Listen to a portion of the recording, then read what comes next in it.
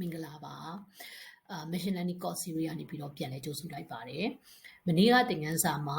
simple linear regression အကြောင်းပြပြခဲ့ပြီးဖြစ်ပါတယ်အဲ့တော့ simple linear regression နဲ့ပတ်သက်တဲ့ဗီဒီယိုကိုမကြည့်ရသေးဘူးဆိုလို့ရှိရင်အဲ့ဒီဗီဒီယိုလေးကိုတောက်ကြည့်ဖို့လည်းဖိတ်ခေါ်ပါတယ်နော်အဲ့တော့ဒီနေ့သင်ခန်းစာက multiple linear regression အကြောင်းကိုပြောမှာဖြစ်ပါတယ်အဲ့တော့ multiple linear regression အကြောင်းကိုမပြောခင် simple linear regression ကိုနည်းနည်းလေးပြန်ပြီးတော့နှွှေးပေးချင်ပါတယ်ဒီနေ့ပေးမဲ့ဥပမာလေးတစ်ခုနဲ့ဒီနေ့ဥပမာပေးကြည့်ချင်ပါတယ်ဒီနေ့ပေးမဲ့ဥပမာလေးကကျမတို့အမြန်လမ်းမပေါ်မှာကာမောင်းကြည့်ပဲပေါ့နော်အမြန်လမ်းမပေါ်မှာကာမောင်းကြည့်မယ်အဲ့တော့ကျွန်တော်ကမနက်9နာရီမှာရန်ကုန်0မိုင်ကနေပြီးစထွက်လာပါတယ်မနက်9နာရီမှာရန်ကုန်0မိုင်ကနေစထွက်လာလိုက်တာဒီဘယ်အချိန်ရောက်လဲဆိုတော့10နာရီရောက်တဲ့အချိန်မှာကျွန်တော်ကဘယ်နာကိုရောက်နေပြီလဲဆိုလို့ရှိရင်မိုင်60နော်မိုင်60ပတ်လည်မှာရောက်နေတယ်အဲ့ဒီလိုနဲ့ဆက်ပေါင်းလာလိုက်တာမနက်9နာရီထိုးတဲ့အချိန်မှာ115မိုင်ရောက်တယ်ပေါ့နော်115မိုင်ကိုမနက်9နာရီထိုးတဲ့အချိန်မှာရောက်ပါတယ်အဲ့တော့ကျွန်တော်ကသိချင်တာကနောက်ထပ်1နာရီဆက်မောင်းလိုက်လို့ရှိရင်ကိုဘယ်လောက်ရမလဲเนาะအဲ့တော့ကျွန်တော်တို့ကအကြံဉာဏ်သိရခုနတော့က9နာရီမှာစထွက်လာတယ်10နာရီမှာဆိုလို့ရှိရင်သူဒီဘယ်နာကိုရောက်နေပြီလဲမိုင်60နာကိုရောက်နေတယ်ခု9နာရီမှာ115မိုင်ကိုရောက်နေတယ်ဒါဆိုရင်ပြန်ပြပြောလိုက်မယ်ဆိုရင်ကျွန်တော်တို့ဘယ်လောက်နဲ့မောင်းလာခဲ့တာလဲဆိုရင်1နာရီကိုမိုင်60နှုန်းနဲ့မောင်းလာတယ်ပေါ့နော်58မိုင်နှုန်းလောက်ရှိတာပေါ့နော်မောင်းလာခဲ့တာဒါဆိုရင်ကျွန်တော်တို့သိတာကဘာသိမလဲဆိုလို့ရှိရင်နောက်ထပ်တာကျွန်တော်တို့1နာရီထပ်မောင်းမယ်ဒီနှုန်းတိုင်းပဲတွားပြီးတော့ဆက်မောင်းမယ်ဆိုလို့ရှိရင်မနက်10နာရီမှာမိုင်150 160ပေါ့နော်160ဆိုတော့115မိုင်လေးကိုတော့မိုင်60ပေါင်းပါဆို185မိုင်ပေါ့180ပတ်လည်လောက်ကိုတော့ကျွန်တော်တို့ရောက်နေမယ်လို့ချုပ်ပြီးတော့သိနိုင်တယ် predict လုပ်ကြည့်လို့ရတယ်နော်ဒါကျွန်တော်တို့ predict လုပ်နေကြပဲ highway မှာ carbon dioxide ဆိုကိုပဲချင်းတော့ဟိုရောက်နေဆိုတော့မှန်တယ်အဲ့ဒါဘာလဲဆိုလို့ရှိရင်တွားနေတဲ့နှုန်းဒီ constant speed နဲ့တွားနေတာဖြစ်တယ်အဲ့တော့တနာရီမှာတွားနေတဲ့မိုင်နှုန်းဒီ constant နီးပါးဖြစ်တယ်တော့တောက်လျှောက်တက်ပြီးတော့တွားနေတယ်ဆိုတော့မိုင်နှုန်းတွားတဲ့နှုန်းနဲ့ကျွန်တော်တို့နာရီပေါ့နော်ဒီကားရဲ့ရောက်တဲ့ခီးကွာဝေးဒီဘယ်ပေါ်မှာမူတည်လဲဆိုတော့နာရီပေါ်မှာမူတည်တယ်တနာရီဆက်မောင်းတာနဲ့မြတ်သူတည်သွားတယ်နာရီများလာတာနဲ့မြတ်ရောက်တဲ့ခီးမိုင်ကလည်းများလာမယ်ဆိုတော့သူတို့နှစ်ခုဒီ direct အချိုးကျနေတယ်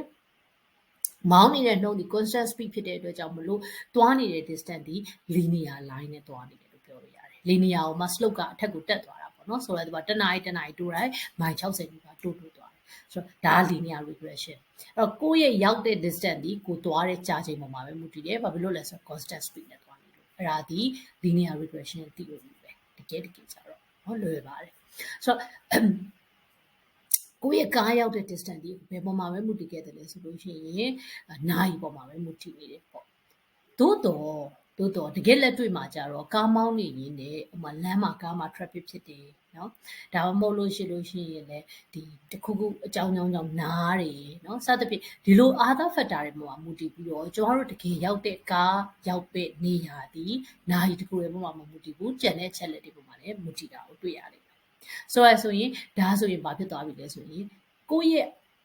ရလိုချင်တဲ့ outcome ပေါ့နော် target ဒီ feature တစ်ခုထဲမှာမူတည်ပြီးတော့ other feature တွေပေါ်မှာလည်းမူတည်တာဖြစ်တဲ့အတွက်ကျွန်တော်တို့ဒီဘာလုပ်ရမလဲဆိုရင် multiple linear regression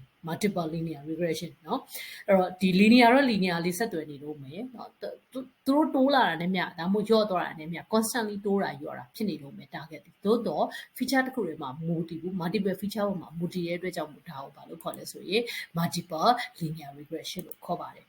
သင်္ချာ equation နဲ့ပြောမယ်ဆိုရင်တော့သူရဲ့ equation ကိုဘယ်လိုရေးလို့ရလဲ y = a is 1 plus b is 2 plus c 3 plus d 4 and so on ပေါ့နော်အဲ့တော့ x က feature ဆိုရင်ဒီ y လေးဒီ target variable လေးဒီ feature x1 x2 x3 x4 ဒီဟာတွေပေါ်မှာမူတည်တယ်လို့ပြောလို့ရပါတယ်เนาะအဲ့တော့ဒီမှာဒီ multiple linear regression ကိုစဉ်းစားကြတဲ့အခါမှာ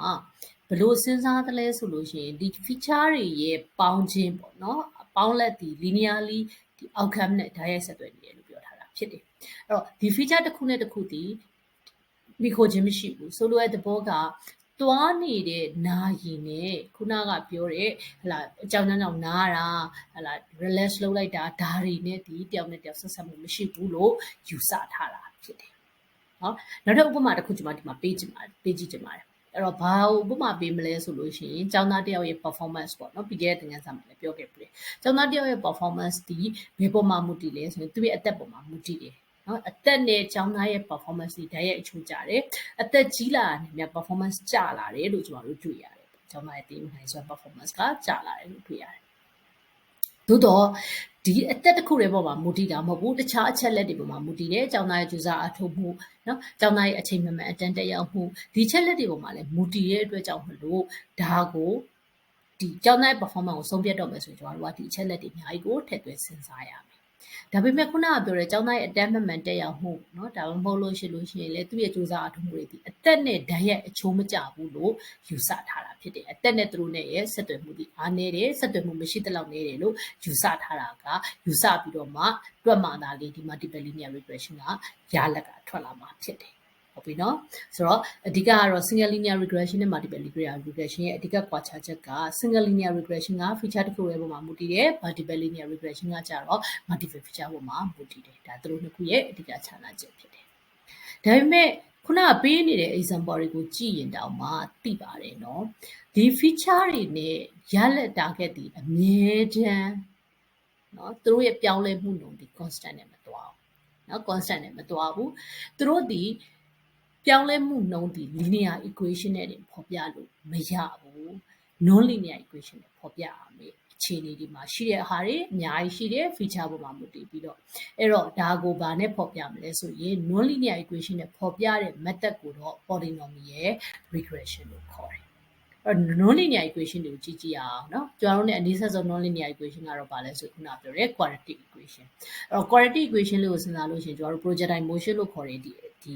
နော်မြားပစ်လိုက်တာပဲဖြစ်ဖြစ်နော်ရေဘူးလေးကိုပစ်ထုတ်လိုက်တာပဲဖြစ်ဒါကြည့်လို့ရတယ်ဆိုတော့ပထမဆုံးရေဘူးကိုပစ်ထုတ်လိုက်တဲ့အရှိန်တစ်ခုနဲ့သွားမယ်သွားနေတဲ့ဟလာဒီ distance ပေါ်မှာမူတည်ပြီးတော့ရောက်နေတဲ့အမြင့်ကလည်းသွားမယ်ဒါပေမဲ့တတင်ရကိုရောက်အောင်သူပြန်ပြုတ်ကျသွားတယ်သူတို့ဒီ linearly သွားတာမဟုတ်ဘူးနော်အပေါ်ကိုတက်တာရှိတယ်အောက်ကိုပြန်ပြုတ်ကျသွားတာရှိတယ်ဒါ non linear လို့ချိန်တာပေါ့ဒါ quadratic equation ရဲ့သွားတဲ့ပုံစံနော် cubic equation နော် higher order equation အဲ့တော့သူတို့ဒီ point တစ်ခုနဲ့တစ်ခုရဲ့ဆက်ဆက်မှုဒီခုန target နဲ့ခုန feature ရဲ့ဆက်ဆက်မှုဒီရှုပ်ထွေးလာတာနဲ့အများ straight line နဲ့ဖော်ပြလို့မရတော့ဘဲနဲ့ curve နဲ့ဖော်ပြရမှာဖြစ်တယ်အဲ့တော့ဒါက polynomial regression လို့ခေါ်တယ်ဥပမာလေးတစ်ခုကြည့်ရအောင်ဒါဆိုရင် polynomial regression ရဲ့ multiple polynomial regression ပေါ့ multiple polynomial regression လို့ပြောထားတဲ့အတွက်သူတို့နဲ့ဒီ output target နဲ့ feature နဲ့ရဲ့ဆက်ဆက်မှုဒီ linear လည်းဖြစ်နိုင်တယ်လို့ non linear လည်းဖြစ်နိုင်တယ်သူ့ကို equation straight line နဲ့ဖော်ပြလို့ရတယ်လို့ curve နဲ့ဖော်ပြရတဲ့ပိုင်းရှိတာအဲ့တော့ဒီ feature တွေတစ်ခုချင်းစီကိုဖော်ပြမယ်ဆိုရင်ဒါ equation ကအများကြီးရှုပ်ထွေးလာပြီနော် feature တစ်ခုရဲ့အတွက်စဉ်းစားရင်တော့အများကြီးရှုပ်ထွေးလာပြီ feature တွေများလာပြီဆိုတဲ့အခါမှာပို့ပြီးတော့ equation ကရှုပ်ထွေးလာပြီတွက်ရတာခက်လာအဲ့တော့ဘယ်လိုမျိုးဖြေရှင်းလေးရှိလဲဆိုတော့ polynomial regression ကိုလုပ်တဲ့အခါမှာ polynomial transform လို့လေးရှိတယ်ဆိုတဲ့ဘောကဒီခုနကရှိနေတဲ့ non linear equation ကြီးကို linear equation ဖြစ်အောင်ပြောင်းယူတယ်ပြောင်းယူပြီးတော့မှအဲ့ဒါကိုသုံးပြီးတော့ linear regression တွေ့တာအဲ့တော့ဥပမာသင်္ချာဥပမာလေးပေးကြည့်အောင်เนาะသင်္ချာဥပမာလေးပေးကြည့်အောင်ဒီ equation ကိုကြည့်အဲ့တော့ပထမဦးဆုံး equation ကကြည့်လိုက်ရင်y မှာ feature ဘယ်နှခုရှိလဲ feature 2ခုရှိတယ်เนาะ target လေးဒီ feature 2ခုပေါ်မှာမူတည်တယ် x1 နဲ့ x2 ပေါ်မှာမူတည်တယ်အဲ့တော့သူတို့ဒီ linearly ချိတ်ဆက်နေတာမဟုတ် non linear ချိတ်ဆက်နေတာဖြစ်တဲ့သူ့ရဲ့ equation မှာဆိုရင် tens ဘယ်နှခုရှိမလဲ6ခုရှိတယ်เนาะ6ခုရှိရအောင်တွေ့ရတယ်အဲ့တော့အဲ့ဟာကိုတွက်ရလွယ်အောင်မလုပ်လိုက်မလဲဆိုလို့ရှိရင်variable တစ်ခုကိုမိတ်ဆက်လိုက်မယ် z space ပေါ့နော် z space ကိုမိတ်ဆက်လိုက်မယ်ဒီမှာ z1 ကို x1 လို့သတ်မှတ်တယ် z2 ကို x2 လို့သတ်မှတ်တယ်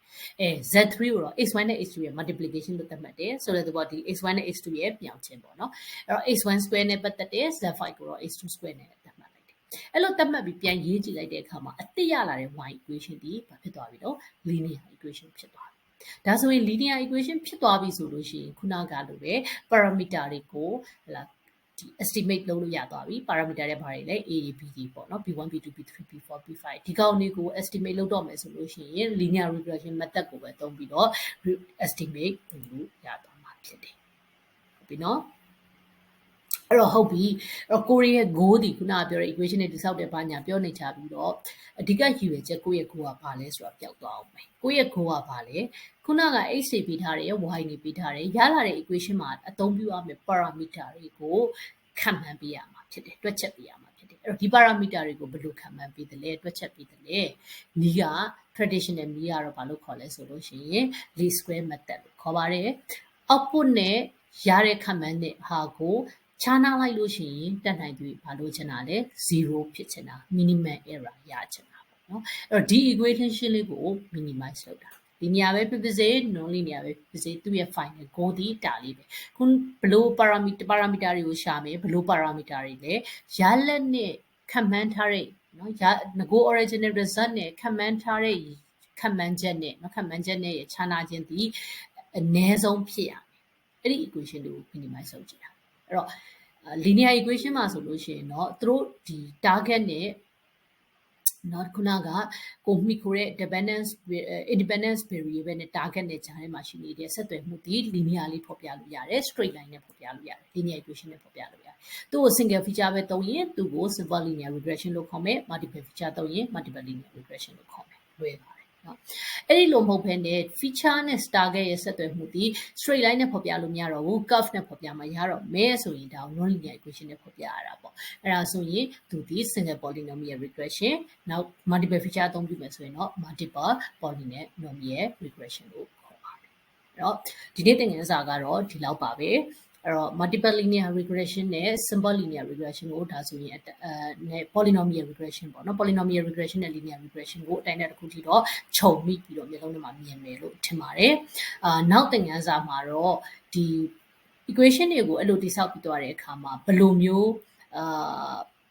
ဒီဘယ်လိုမျိုး train လုပ်မလဲပေါ့နော်ဒီ parameter တွေကိုဘယ်လိုရှာမလဲเนาะ cycle length အသုံးပြုပြီးတော့ဘယ်လိုရှာမလဲအဲ့တော့အဲ့ဒီ parameter တွေကိုရပြီးသွားတဲ့အခါမှာဘယ်လိုမျိုးအခြေအနေတွေကြုံရနိုင်တယ်လေစသဖြင့်ပေါ့နော် overfitting underfitting ဆိုတာဘာလဲအဲ့ဒါကိုဘယ်လို regularize လုပ်မလဲပေါ့နော်အဲ့ဒါတွေကိုပြပြပြီးသွားမှာဖြစ်ပါတယ်ဒီနေ့သင်ခန်းစာကိုတော့ဒီနေရာမှာပဲအဆုံးသတ်ချင်ပါတယ်ကျေးဇူးအများကြီးတင်ပါတယ်